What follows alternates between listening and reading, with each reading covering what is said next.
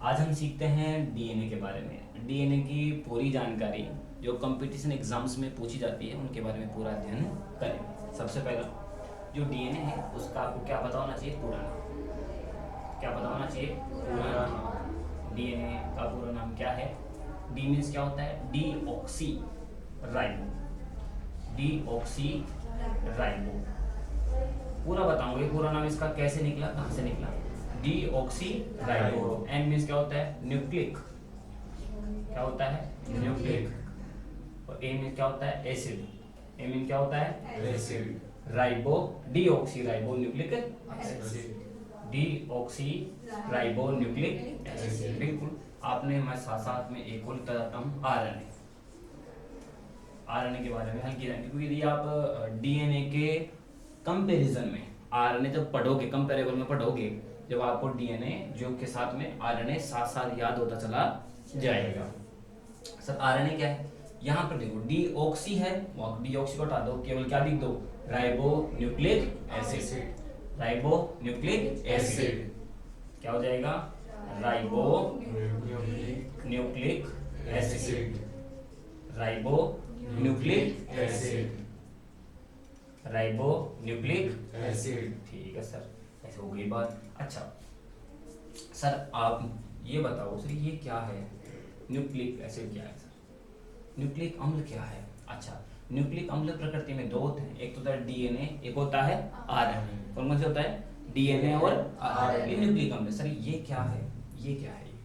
ये शर्करा का नाम है। किसका है? शर्करा का नाम है। इसमें जो शर्करा का प्रकार है वो कौन सा है? डीऑक्सी राइबो शर्करा। इसमें जो शर्करा है वो कौन सा है? राइबो शर्करा। अब ये डीएनए बनता किससे है इसके बारे में देख लेते हैं। डीएनए कैसे बनता है? जैसे कि डीएनए को बोलते हैं पॉलीन्यूक्लियोटाइड। क्या बोलते हैं? पॉलीन्यूक्लियोटाइड बोलते हैं। अब अपन ने डीएनए की जो है जो फुल फॉर्म है वो तो पढ़ ली। इसका पर डीएनए के बारे में 3 महत्वपूर्ण जानकारियां प्राप्त करेंगे। पहला अपन प्राप्त करेंगे डीएनए को क्यों कहा जाता है पॉलीन्यूक्लियोटाइड। पॉलीन्यूक्लियोटाइड क्यों कहा जाता है? और पॉलीन्यूक्लियोटाइड पहला चीज जो ये सीखेंगे पॉलीन्यूक्लियोटाइड क्या है, फिर डीएनए को और आरएनए को ये क्यों कहा जाता है, फिर ये देखेंगे। फिर डीएनए की संरचना के बारे में किस किस ने क्या क्या कहा था वो बातें करेंगे। पहली क्या बातें करेंगे? पॉलीन्यूक्लियोटाइड क्या है, फिर बातें करेंगे कि डीएनए पॉलीन्यूक्लियोटाइड कैसे है, ये बातें करेंगे। फिर बातें करेंगे डीएनए और आरएनए के डीएनए की संरचना के बारे में। ठीक है, चलो अब देखते हैं पॉलीन्यूक्लियोटाइड इसका समझो। देखो आपके पास में क्या होगी, अगर मुझे पॉलीन्यूक्लियोटाइड के शब्द से पहले आपको क्या बताना चाहिए? पॉलीन्यूक्लियोटाइड से पहले क्या बताना चाहिए आपको? न्यूक्लियोटाइड। क्या बताना चाहिए? न्यूक्लियोटाइड। ठीक है जी सर, क्या बताना चाहिए? न्यूक्लियोटाइड।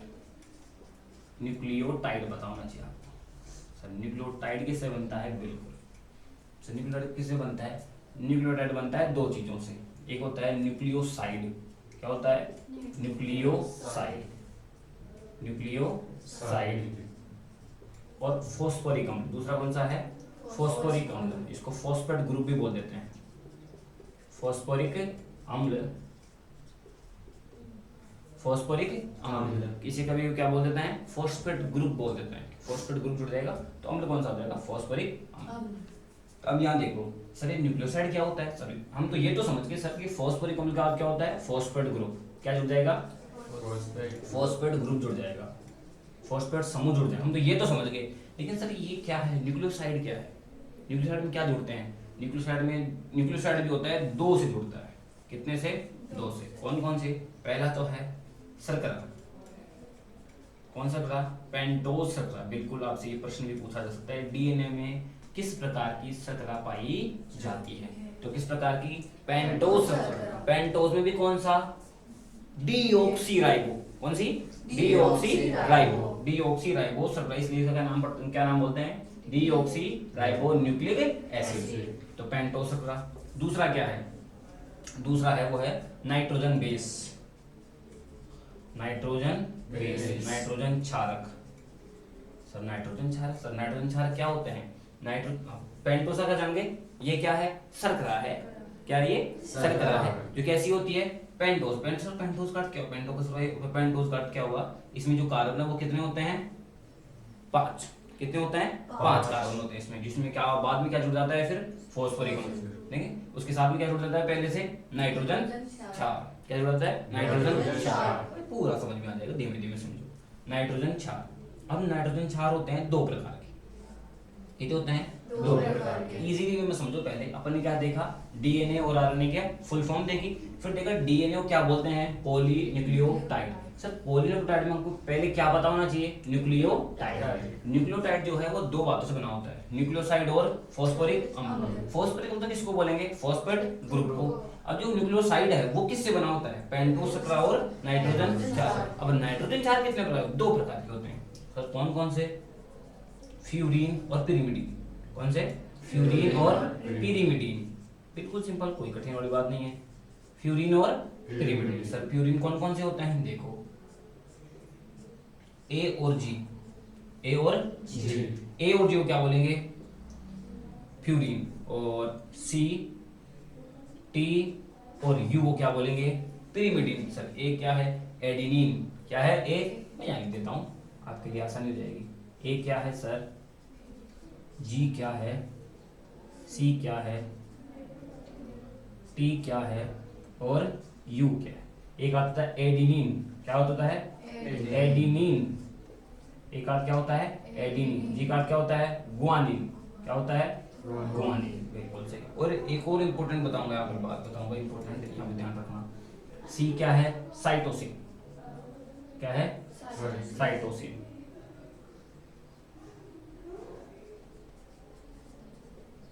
टी क्या है? थाइमीन। टी क्या है? थाइमीन। यू क्या है? यूरेसिल। क्या है? यूरेसिल। तो ए जी सी टी यू, ये क्या है? नाइट्रोजन क्षार। इसको 2 भागों में बांट दिया, फ्यूरीन और पिरिमिडीन। फ्यूरीन में कौन कौन है? ए और जी। ए और जी। सी टी यू ये किस में है? पिरिमिडीन। सर आप हम पर कुछ बातें बता रहे थे, मैं ये बता रहा था कि फ्यूरीन तो किस डीएनए में भी होता है और आरएनए में भी होता है। किस में होता है? डीएनए में भी, आरएनए में। लेकिन जो पिरिमिडीन है, पिरिमिडीन का जो सी और टी है वो किस में होता है? डीएनए में। सर यू नहीं होता क्या? बिल्कुल भी नहीं। डीएनए में यूरेसिल नहीं होता है। डीएनए में यूरेसिल नहीं होता है। सर फिर कौन सा होता है? थाइमिन। कौन सा होता है? थाइमिन। अच्छा सर फिर आरएनए में? आरएनए में सर केवल ये यू होता है क्या? नहीं, आरएनए में क्या होता है?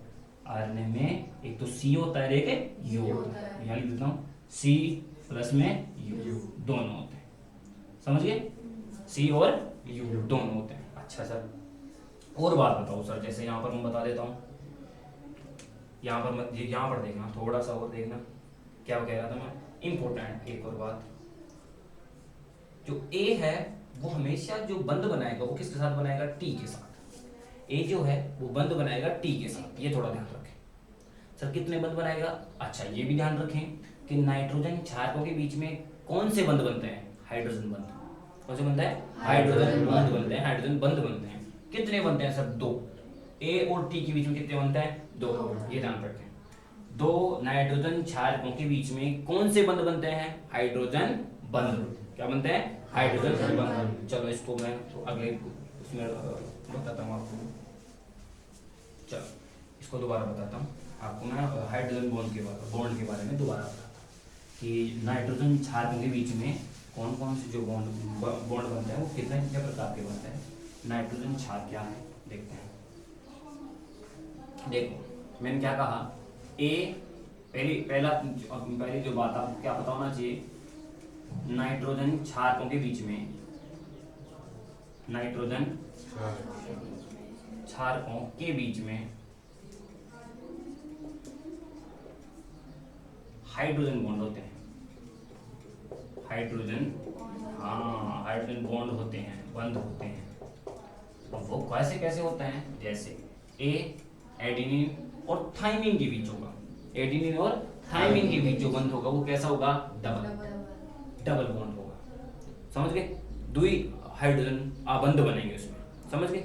और सर सी और टी के बीच में, सी और सॉरी एक्सट्रीमली सॉरी, बिल्कुल सही है, कोई बात नहीं। ए और जी के बीच में, सी और जी के बीच में 3 कितने बनेंगे? 3। सी और जी के बीच कितने बनेंगे? 3। सी और जी के बीच कितने बनेंगे? 3। अच्छा जी। अच्छा सर, ये तो बात हो गई डीएनए की। किसकी बात हो गई? डीएनए। लेकिन सर उसमें आरएनए में क्या होता है? आरएनए में कुछ नहीं। ये तो सेम होगा, ये तो सेम होगा क्या? नहीं नहीं, टी की जगह क्या आ जाएगा? यूरेसिल। क्या आ जाएगा? यूरेसिल। और सी तो ऐसे कैसे रहेगा, और जी भी ऐसा कैसे? ये ध्यान रखिए, ये किसकी स्थिति है? आरएनए। किसकी स्थिति है? आरएनए। तो अब आपने क्या समझा, ये क्या है? अभी तक अपने क्या देखा? न्यूक्लियोटाइड। सर वापस बताओ, न्यूक्लियोटाइड में क्या क्या है? न्यूक्लियोटाइड में है एक तो नाइट्रोजन क्षार, इसको मैं NB लिख देता हूँ, नाइट्रोजन बेस NB। और क्या देखा? फॉस्फोरिक एसिड है ना, इसको मैं PO4 बता देता हूँ मैं। और पेंटोज शर्करा, क्या बताता हूँ मैं? पेंटोज शर्करा। अब इसके द्वारा इनको मिला करके जो बनेगा वो क्या बनेगा? न्यूक्लियोटाइड। क्या बनेगा? न्यूक्लियोटाइड। न्यूक्लियोटाइड। अब यहाँ देखो, ये तो बन गया न्यूक्लियोटाइड। क्या बना? न्यूक्लियोटाइड बना। लेकिन अपने क्या चाहिए? पॉलीन्यूक्लियोटाइड। अपने पॉलीमर पढ़ रखे हैं। पॉलीन्यूक्लियोटाइड क्या होता है? पॉली क्या हो जाता है? जब एक को बार बार रिपीट किया जाए, यानी इसी को, एक न्यूक्लियोटाइड को मैं बार बार जोड़ूंगा तो क्या बन जाएगा? पॉलीन्यूक्लियोटाइड बन जाएगा। समझ गए? सर जुड़ेगा कैसे? जुड़ेगा इसलिए कि पेंटोज शर्करा की जो C3 और C5 है, पहले वाले न्यूक्लियोटाइड का C3 जो कार्बन नंबर 3, C3 में इसको विशेष कुछ नहीं, कार्बन नंबर 3, और सामने वाले का कार्बन नंबर 5। बीच में क्या बनाएंगे? Phosphodiester bond. क्या बनाएंगे? फॉस्फोडाइएस्टर, बस और कुछ नहीं। फॉस्फोडाइएस्टर बॉन्ड, फॉस्फोडाइएस्टर,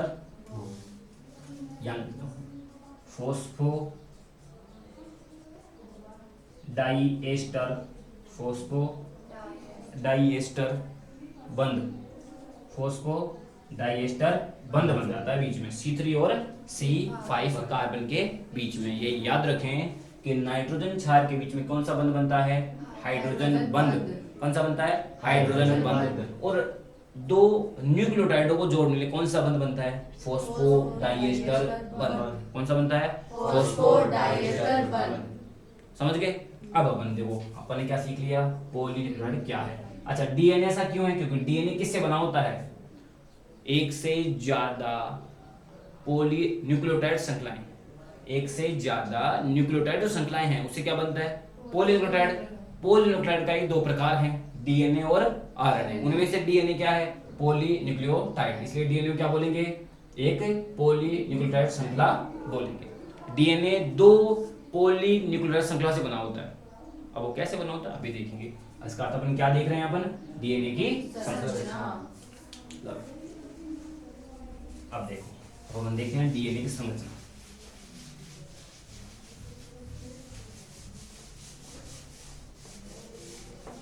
डीएनए की संरचना।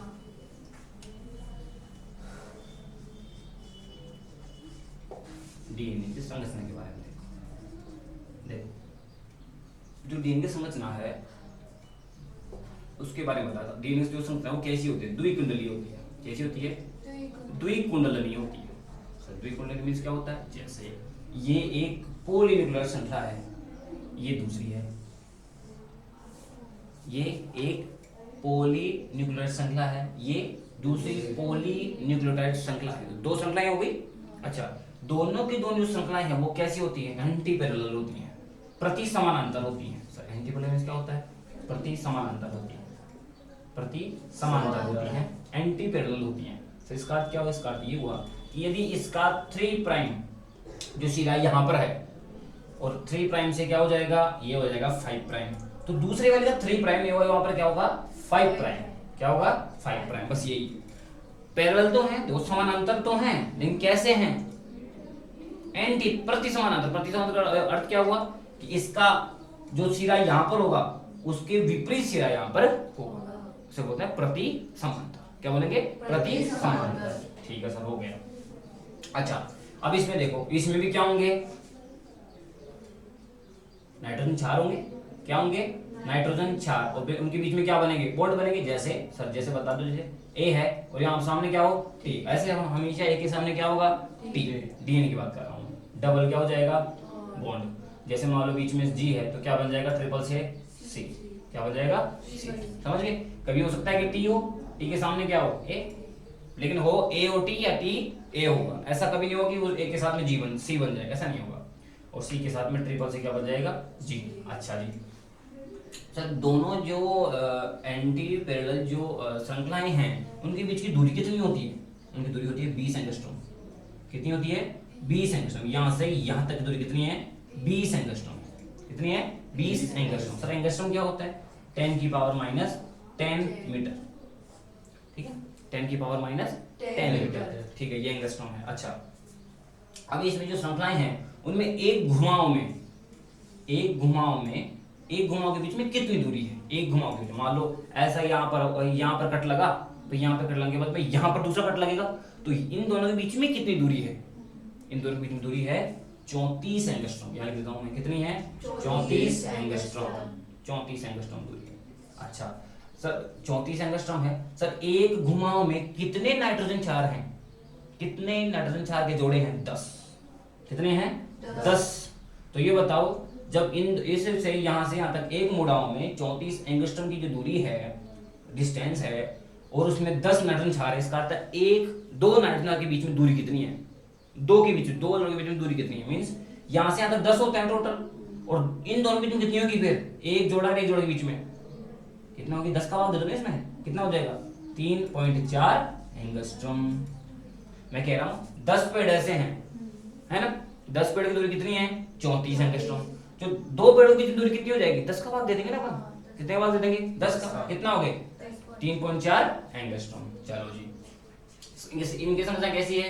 द्विकुंडली। कैसी है? द्विकुंडली। ठीक है सर द्विकुंडली है। सर ये खोज कब हुई थी? 1953 में। कब हुई थी? 1953। सर किसने की थी?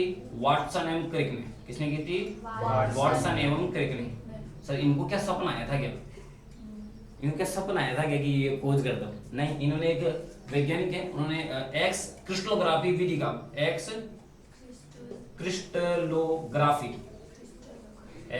क्रिस्टलोग्राफी विधि की खोज की थी एक वैज्ञानिक, उनका नाम है विल्किंस। क्या नाम है? विल्किंस नाम के एक वैज्ञानिक है। उनके साथी के साथ में उन्होंने एक्स क्रिस्टलोग्राफी विधि का प्रयोग किया। अब इसी विधि का उपयोग करके डीएनए की द्विकुंडली संरचना के बारे में बता दिया किसने? वाटसन और क्रिक। समझ गए। और फिर 1962 में वाटसन और क्रिक को क्या मिल गया? नोबेल पुरस्कार। क्या मिल गया? नोबेल पुरस्कार। ये थी आपकी डीएनए की संरचना। आशा आपको पूरी समझ में आई है। तो अगर चैनल आपको अच्छा लगा है तो चैनल को सब्सक्राइब जरूर कर दीजिएगा, वीडियो को लाइक कर दीजिएगा। राधे राधे।